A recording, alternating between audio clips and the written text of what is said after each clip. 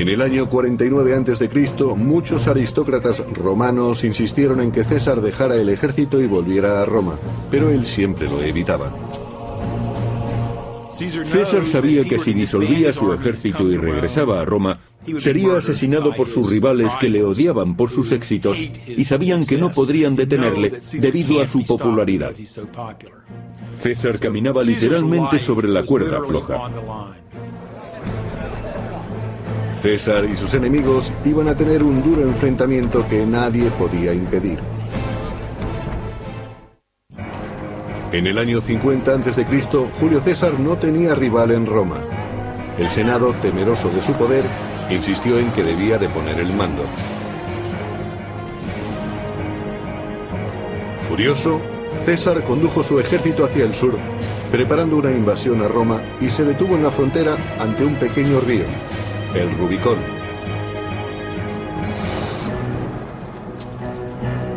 Para César, dejar a sus hombres a la orilla del río y marchar solo a Roma era sinónimo de una rendición total ante sus enemigos.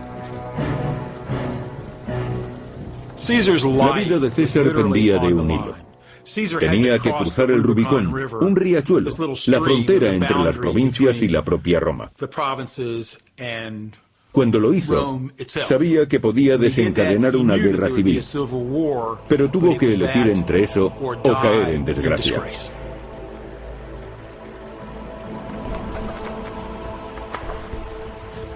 Una facción en la lucha por el poder era la de César, curtido a lo largo de una década de campañas con un ejército que tenía una fe inquebrantable en él.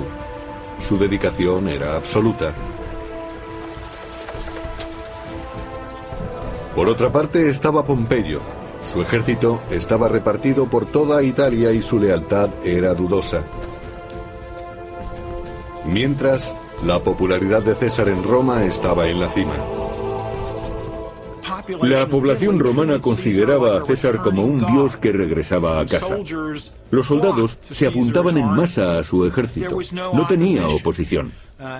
Los que le temían huían en oleadas hacia Roma, convirtiendo la ciudad en un caos donde la gente estaba presa del pánico.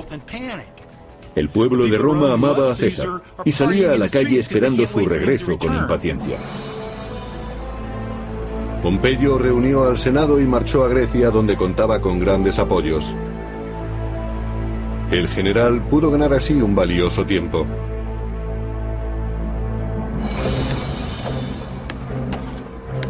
Pasaron meses antes de que César pudiera construir o apropiarse de los barcos y suministros suficientes para ir tras él.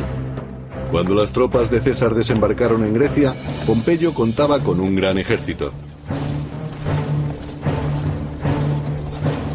En enero del año 48 a.C., en Farsalia, los dos personajes más importantes de Roma se enfrentan a una trágica guerra civil. Pompeyo dispone del doble de soldados que César, pero los de este están armados con una poderosa arma, la confianza. Pompeyo tenía que luchar o rendirse. Así hacía César las cosas. Además, sabían que siempre situaba a sus hombres en una posición con grandes posibilidades de vencer. Disponía de un ejército muy bien entrenado, que se compenetraba a la perfección, por algo los llamaban veteranos. Se habían convertido en una fuerza muy efectiva, acostumbrada a combatir. En Farsalia, los largos años de campaña de César dieron sus frutos. Sus tropas destruyeron totalmente al ejército enemigo. El mismo Pompeyo tuvo que escapar. César lo persiguió hasta Egipto, pero fue demasiado tarde.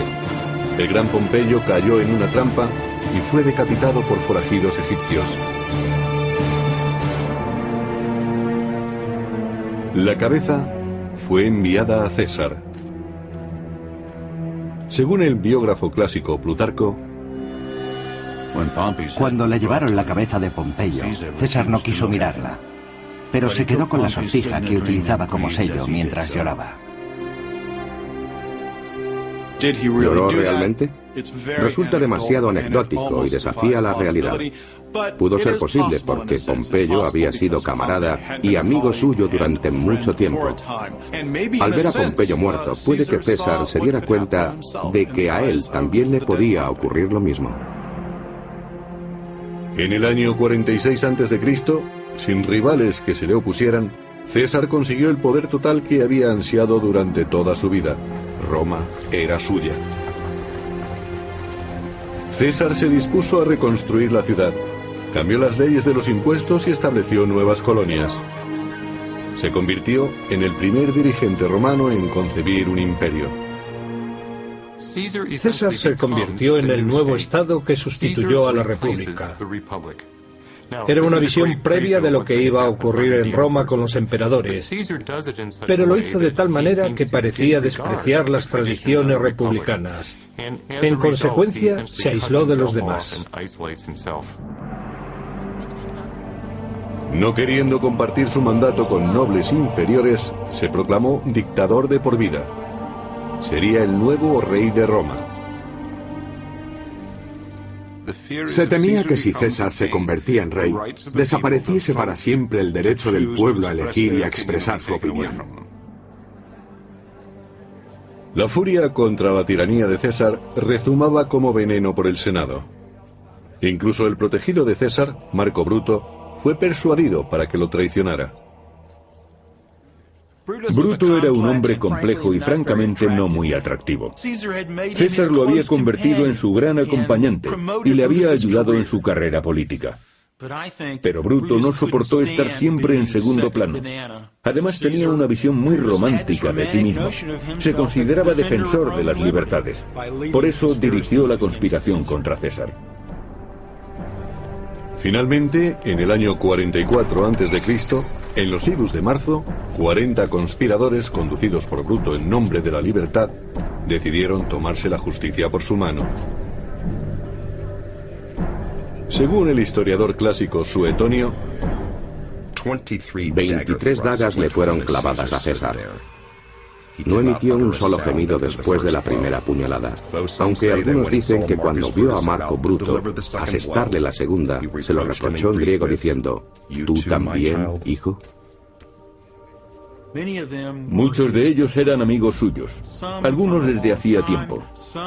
Es posible que estuvieran resentidos por haber abolido la tradición más querida de la República de que un solo hombre no podía ser el máximo dirigente de Roma. Pero seguramente los celos, la pasión y puede que el deseo de recuperar las libertades tuvieran también algo que ver.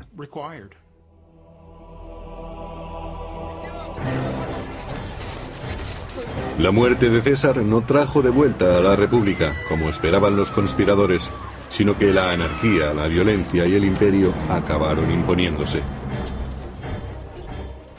Yo creo que la República estaba condenada desde hacía mucho tiempo debido a la sumisión de la política al dinero, a que los ejércitos eran clientes de sus generales y a la gran rivalidad que existía entre los aristócratas que impedía que sirvieran al pueblo. No hacía falta la intervención del genio y la figura de Julio César. Fue un pariente suyo, Augusto, el que encontró la forma de dar vida al Imperio Romano.